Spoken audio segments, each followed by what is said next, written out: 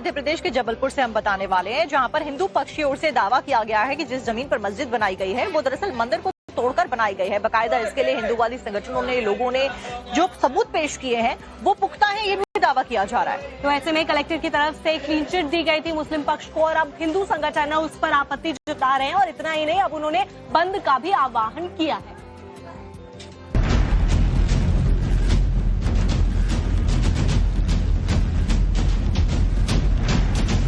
जबलपुर के मढ़ई जामा मस्जिद को लेकर विवाद खड़ा हो गया है। हिंदू संगठनों ने आरोप लगाया है कि बाल गायत्री मंदिर की भूमि पर अवैध रूप से मस्जिद का निर्माण किया गया है। हिंदूवादी संगठनों ने इस मुद्दे को लेकर आज जबलपुर में बंद का आह्वान किया है।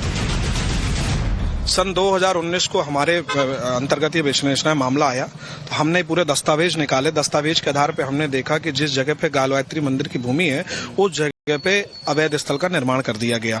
उनसे 40 मीटर की दूरी पर देखा जाता है कि उनकी भूमि है और उसके 40 मीटर के पास ही वक्फ बोर्ड की भी भूमि है। सन 2021 में जब इनका अवैध निर्माण पे हमने आवेदक के रूप में एसडीएम कोर्ट में लगाया आवेदन, तो तत्काल हमको स्टे मिला।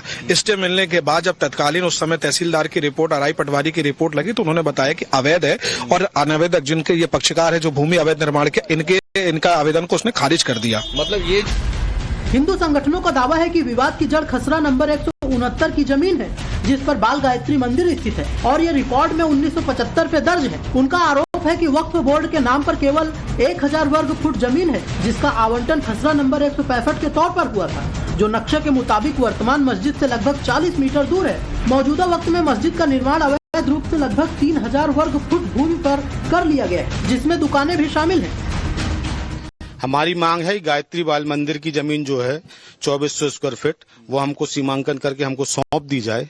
हमको मस्जिद से कोई आपत्ति नहीं है, हमारी जमीन जहां है हमको जमीन दे दी जाए। हिंदू संगठनों ने प्रशासन पर एक तरफा फैसला लेने और बिना जांच के मस्जिद कमेटी को क्लीन चिट देने का आरोप लगाया है। जब हम लोगों ने आवेदन किया तो कलेक्टर साहब ने उसको क्लीन चिट दे दी।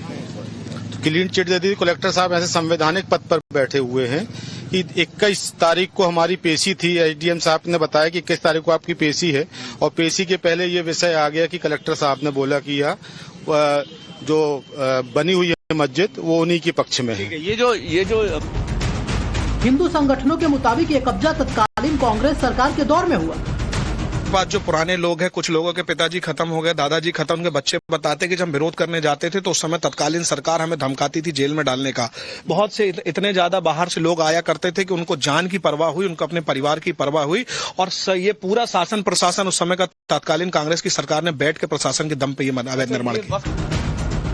मामला कलेक्टर कोर्ट में लंबित है और 21 जुलाई को अगली सुनवाई होनी है। अगर फैसला हिंदू पक्ष में नहीं आया तो हिंदू संगठनों ने कार सेवक की चेतावनी दी है।